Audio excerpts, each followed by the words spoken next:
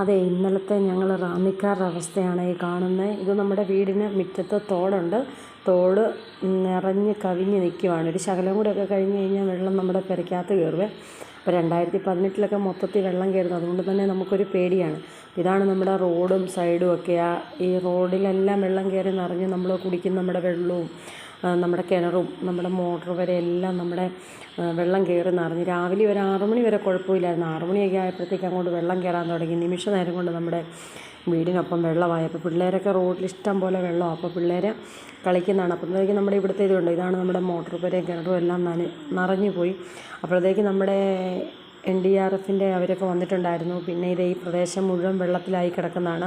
പിന്നെ നമ്മുടെ അടുത്തൊരു IPCയുടെ ഒരു പള്ളിയുണ്ട്. ആ പള്ളിയൊക്കെയാണ് ഫസ്റ്റ് ഫ്ലോർ മുഴുവൻ മുങ്ങിപ്പോയി. അപ്പം ഇതാണ് ഇവിടുത്തെ നമ്മുടെ റാന്നിയിലൊരു മഴയോ അല്ല ഇച്ചിരി മഴ കൂടുതലോ പെയ്ത് കഴിഞ്ഞാലത്തെ ഒരവസ്ഥ. ഈ അത്യാവശ്യം മണലും കാര്യങ്ങളൊക്കെ വാരുവാണെങ്കിൽ വലിയ പ്രശ്നമില്ലാതെ ഇങ്ങനെ അങ്ങ് പോകും. ഇതിപ്പോൾ ഒഴുകി പോകാനും സ്ഥലമില്ല. ഒരു വല്ലാത്ത ഒരവസ്ഥയാണ്. നമ്മൾ പേടിച്ചിട്ട് നമുക്ക് കിടന്നുറങ്ങാൻ പറ്റാത്തൊരവസ്ഥയാണ്. അപ്പോൾ ഇതാണ് നമ്മൾ രക്ഷപ്പെടുത്തുന്നത്. അവരെ NDRFകാർ വന്ന് ആൾക്കാരെ കൊണ്ടുപോകുന്നുണ്ട്, അവരെ മാറ്റുന്നുണ്ട്, സാധനങ്ങളൊക്കെ മാറ്റുന്നുണ്ട്. ഇന്നലത്തെ ഒരു അന്തരീക്ഷം എന്ന് പറഞ്ഞാൽ ഭയങ്കര ഒരു ഭീകരതയായിരുന്നു. ഏതായാലും ദൈവത്തിൻ്റെ കൃപ കൊണ്ട് നമ്മൾ സേഫായിരുന്നു. നിങ്ങളെല്ലാവരും സേഫാണെന്ന് വിചാരിക്കുന്നു.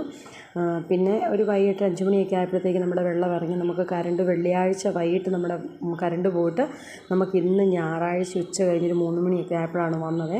അപ്പോൾ ഇതൊക്കെയായിരുന്നു ഇന്നലത്തെ ഇവിടുത്തെ വെള്ളത്തിൻ്റെ പ്രശ്നങ്ങൾ.